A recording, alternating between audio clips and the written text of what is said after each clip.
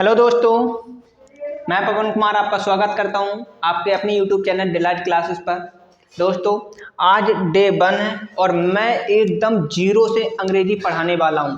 जिन बच्चों को अंग्रेजी कठिन लगती थी और वह यह सोचते थे कि अब वो अंग्रेजी नहीं सीख पाएंगे, तो मैं उनसे वादा करता हूं, उन सभी स्टूडेंट से वादा करता हूं, अगर आप हमारी क्लास को डेली इसी समय पर डेली 8 बजे अटेंड करते हैं, तो मैं आपसे ये निश्चित रूप से वादा करता हूं और मैं आपको गारंटी देता हूं कि अब तक जो आपने अंग्रेजी को हुआ बना रखा था, उस अंग्रेजी को मैं आप सब लोगों के लिए अंग्रेजी का हलवा बना दूंगा।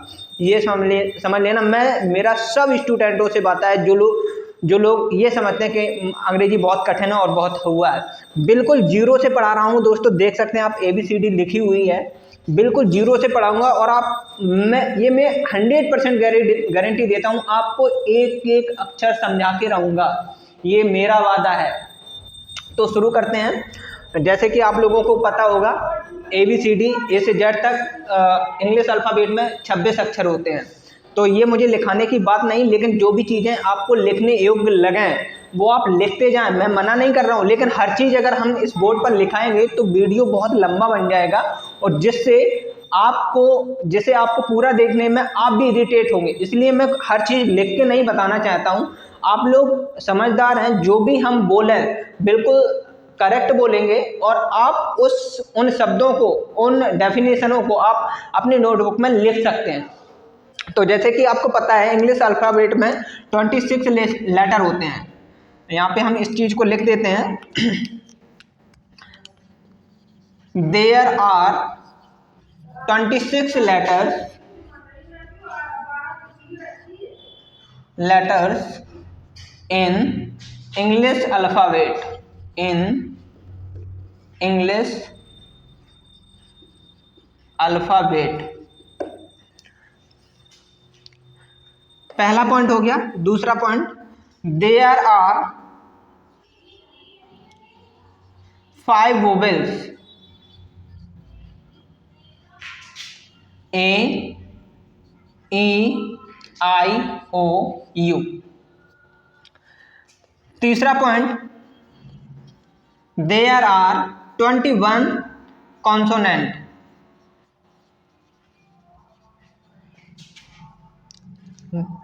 देखिए, इंग्लिश अल्फ़ाबेट में 26 लेटर होते हैं, इंग्लिश अल्फ़ाबेट में 5 वोवेल्स होते हैं एंड इंग्लिश अल्फ़ाबेट में 21 कॉन्सोनेंट होते हैं।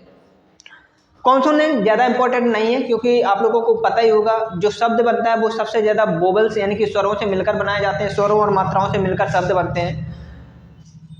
तो सब, हाँ, हालांकि हमें यहाँ पे ये जो वोवेल्स हैं, वोवेल्स थोड़े से इंपॉर्टेंट है, क्योंकि हमें जब सेंटेंस बनाते हैं तो आर्टिकल में ए एन का प्रयोग कैसे होता है, ए एन का प्रयोग कैसे करते हैं, वहाँ पर ये बहुत महत्वपूर्ण भूमिका निभाते हैं। ठीक है, तो इन वोवेल्स को हम तब समझेंगे जब सेंटेंस हम बनाएंगे। तो आई होप, मैं आशा करता हूँ कि ये सारी चीज़ें आपको समझ में आ गई होंगी। अब देखते हैं वर्ड के बारे में। उससे पहले लेटर के बारे में देख लेते हैं। चौथा पॉइंट है लेटर।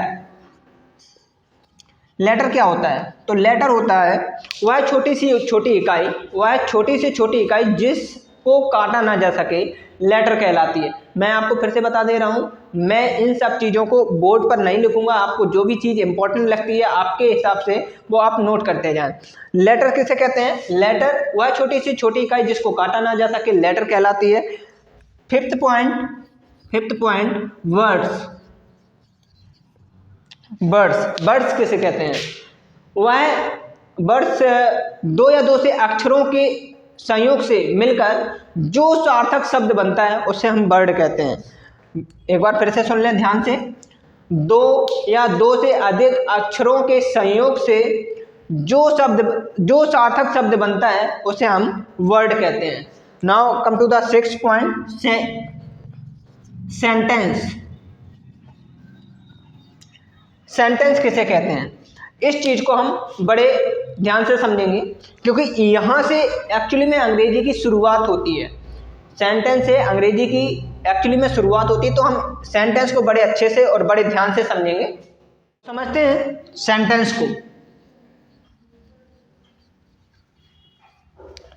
जैसे कि मैंने आपको पहले ही बताया कि सेंटेंस बहुत इंपॉर्टेंट है, सेंटेंस से ही हम पूरी अंग्रेजी समझ सकते हैं, तो इसलिए हमें यहाँ से बहुत ध्यान देना है। सेंटेंस किसे कहते हैं, सबसे पहले यही डेफिनेशन होगी, सेंटेंस कहते किसे हैं।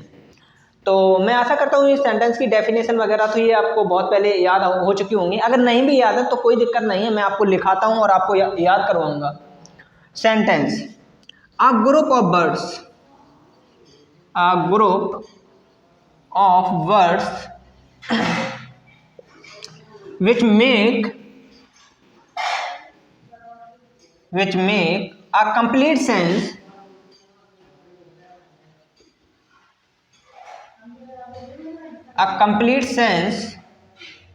is called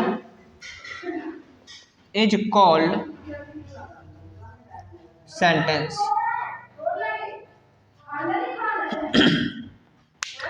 शब्दों का ऐसा समूह है जो सही अर्थ प्रकट करता है, शब्दों का ऐसा समूह है जो सही अर्थ प्रकट करता है, सेंटेंस कहलाता है। Sentence has two parts, sentence has two parts. Sentence के दो भाग होते हैं, पहला first one subject and second one predicate.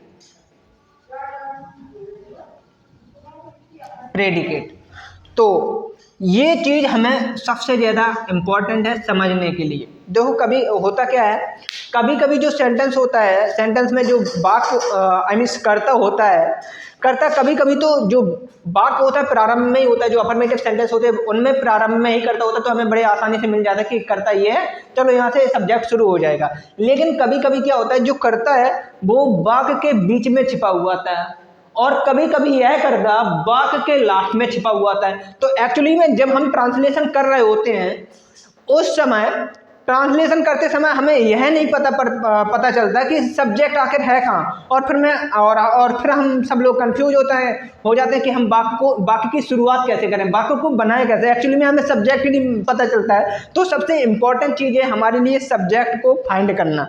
Subject बहुत इंपॉर्टेंट है, क्योंकि बगैर इसके तो कोई भी वाक्य बन ही नहीं सकता। हालांकि वो मैटर अलग है कि सेंटेंस के जो काइंड्स हैं, वो प्रकार हैं, वो अलग अलग सेंटेंस के ऊपर डिपेंड करते हैं। जैसे इंट्रोगेटिव सेंटेंस होते हैं, वहाँ पर सबसे ज़्यादा डिपेंड करता है कि हेल्पिंग वर्ब और क्वेश्चन वर्ड पर, और जो इंपरेटिव सेंटेंस होते हैं वहाँ पर सबसे ज़्यादा डिपेंड करता है मुख्य क्रिया पर। तो सेंटेंस के कांड्स के ऊपर डिपेंड करता है कि उसमें कौन चीज़ कितनी ज़्यादा महत्वपूर्ण है। अब हम समझने वाले हैं सब्जेक्ट को। जैसे कि हमने आपको पहले ही बताया, सब्जेक्ट बहुत इंपॉर्टेंट है और इसको हम बड़े अच्छे से समझेंगे। सब्जेक्ट को अच्छे से समझने के लिए मैंने इसके 3 भाग किया है, आई मीन्स मैंने इसको 3 पार्ट्स में डिवाइड किया है। पहला एक्टिव सब्जेक्ट, दूसरा पैसिव सब्जेक्ट,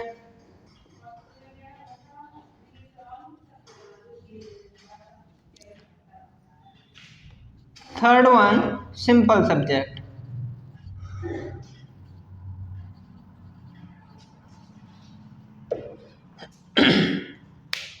एक्टिव सब्जेक्ट क्या होता है, पैसिव सब्जेक्ट क्या होता है और सिंपल सब्जेक्ट क्या होता है। जैसे कि हमने बताया कि सब्जेक्ट बहुत इंपॉर्टेंट है पहचानना। तो यहाँ पर जिन लोगों ने क्लास को देखा होगा, अगर जो लोग वास्तव में यहाँ से शुरू से करने वाले हैं तो उन्हें नहीं पता कि एक्टिव क्या होता है, पैसिव क्या होता है और सिंपल क्या होता है, या कुछ भी नहीं पता होता है। तो हम उन लोगों की बात नहीं कर रहे हैं, बट जो लोग जानते हैं, जिन लोगों ने थोड़ा सा पढ़ा है और वो लोग हमारे अगर वीडियो को देख रहे हैं, तो मैं उनसे कहना चाहूँगा कि थोड़ा सा धैर्य बनाए रखें। और मैं निश्चित रूप से ये बात श्योर करता हूँ कि आपको जरूर यहाँ पर कुछ ना कुछ नया सीखने को मिलेगा, जो आपने पीछे की कक्षाओं में सीखा है या कहीं से भी आपने सीखा है। मैं आपको निश्चित रूप से कुछ ना कुछ नया जरूर सिखाऊंगा, तो धैर्य बनाए रखें। एक्टिव सब्जेक्ट क्या होता है? एक्टिव सब्जेक्ट यानी कि जो कर्ता स्वयं किसी कार्य को करने में इन्वॉल्व होता है, उसे हम एक्टिव सब्जेक्ट कहते हैं। एग्जाम्पल के थ्रू समझते हैं, और मैं आपसे फिर से बता दे रहा हूँ, जो चीज़ें आपको लिखने लगे हैं वो आप लिख लें। समझते हैं एग्जाम्पल से। एक्टिव सब्जेक्ट क्या होता है? मैंने आपको बताया, जो कर्ता स्वयं किसी कार्य में इन्वॉल्व होता है या किसी कार्य को करता है, वो एक्टिव सब्जेक्ट कहलाता है। जैसे मैं यहाँ पर एग्जाम्पल लिखता हूँ, मैं खाना खाता हूँ। मैं खाना खाता हूँ। यहाँ पर मैं स्वयं खाना खाता हूँ, यानी कि मैं खाना के कार्य में बिजी हूँ। तो मैं यहाँ पर जो मैं है, मैं जो सब्जेक्ट है, ये कैसा सब्जेक्ट है? एक्टिव सब्जेक्ट है। Clear? Okay, now come to the second point, passive subject. What is passive subject? इसमें क्या होता है, इसमें जो सब्जेक्ट होता है वो इनडायरेक्टली रूप से हाइड होता है, लेकिन कार्य तो सब्जेक्ट ही द्वारा किया जाता है। बस अंतर इतना होता है कि इसे इनडायरेक्ट तरीके से दिखाया जाता है। डायरेक्ट तरीके से यहाँ पे जैसे कि मैं डायरेक्ट दिखा रहा हूँ कि मैं खाना खाता हूँ, मैं डायरेक्टली इन्वॉल्व हूँ, तो ये डायरेक्ट एक्टिव सब्जेक्ट हो गया। और पैसिव सब्जेक्ट जिसको घुमा फिरा कर दिखाते हैं वो पैसिव सब्जेक्ट हो जाए, लेकिन एक्चुअली में किसी के द्वारा तो कार्य किया जाएगा ना। तो यहाँ पर पैसिव सब्जेक्ट क्या होता है? जब कर्ता स्वयं किसी कार्य में इन्वॉल्व ना हो, किसी के द्वारा कराया जाए कार्य को, तो वो पैसिव सब्जेक्ट होता है। ठीक है, तो एग्जाम्पल के थ्रू इसको हम समझते हैं। खाना मेरे द्वारा खाया जाता है। मेरे द्वारा खाया जाता है। खाना मेरे द्वारा खाया जाता है, ये होता है आपका पैसिव सब्जेक्ट। अब आते हैं तीसरे पॉइंट पर, सिंपल सब्जेक्ट। सिंपल सब्जेक्ट क्या होता है? देखो, इन सभी सब्जेक्टों में हमने देखा कि कोई भी करता है वो किसी भी कार्य को करने में बिजी है, यानी कि इन्वॉल्व है, तो एक्टिव और पैसिव सब्जेक्ट हुआ। सिंपल सब्जेक्ट क्या होगा? सिंपल सब्जेक्ट होगा जो किसी भी कार्य को नहीं करता है, यानी कि वाक्य में सिर्फ उसके लिए कुछ साधारण सी बात कही जाती है, या उसको इंडिकेट करते हुए कुछ उसके लिए हम कहते हैं। जैसे एग्जाम्पल के थ्रू समझते हैं इसको भी हम। मैं चोर हूँ। मैं चोर हूँ, एक्चुअली में मैं चोर नहीं हूँ, मैं टीचर हूँ। मैं चोर हूँ, ये एग्जाम्पल है। तो यहाँ पे देखो, मैं चोर हूँ, यहाँ पे मैं है ना, वो कोई कार्य नहीं कर रहा है, ना किसी के द्वारा करवा रहा है। मेरे लिए एक साधारण सा वाक्य कहा गया है, मेरे लिए एक सिंपल सी बात कही गई है, वो है मैं चोर हूँ। क्या हूँ? मैं किसी कार्य को नहीं कर रहा हूँ, मैं साधारण। तो यहाँ पे जो इस प्रकार के सब्जेक्ट होंगे वो क्या होंगे? वो सिंपल सब्जेक्ट होंगे। समझ में आ गया? तो इस बात को क्लियर कर लें आप सब लोग। सिंपल सब्जेक्ट क्या होते हैं, एक्टिव सब्जेक्ट क्या होते हैं, पैसिव सब्जेक्ट क्या होते हैं। Now come to the point, predicate. अब हम इसके बाद समझने वाले हैं प्रेडिकेट को। तो दोस्तों, मैं इस वीडियो के पार्ट को यहीं ख़त्म करता हूँ। मैं इस वीडियो का अगला पार्ट शीघ्र ही आपको उपलब्ध कराऊंगा, क्योंकि ये वीडियो बहुत ज़्यादा लंबा हो रहा था, तो मैंने सोचा इसको यहीं ख़त्म किया जाए। लेकिन मैं आपको ये गारंटी देता हूँ कि आपके सामने मैं अंग्रेजी का एक एक अक्षर खोल कर रख दूंगा। कहीं भी जाने की ज़रूरत नहीं है, कुछ भी समझने की ज़रूरत नहीं है। मैं एक एक अक्षर खोल के रख दूंगा आप सब लोगों के सामने। बस आप हमारे प्रत्येक वीडियो को देखें और शेयर करें और लाइक करें, सब्सक्राइब करें, ताकि मैं भी आप लोगों से मोटिवेटेड हूँ और आपके लिए और अच्छे से अच्छा कंटेंट बना सकूँ।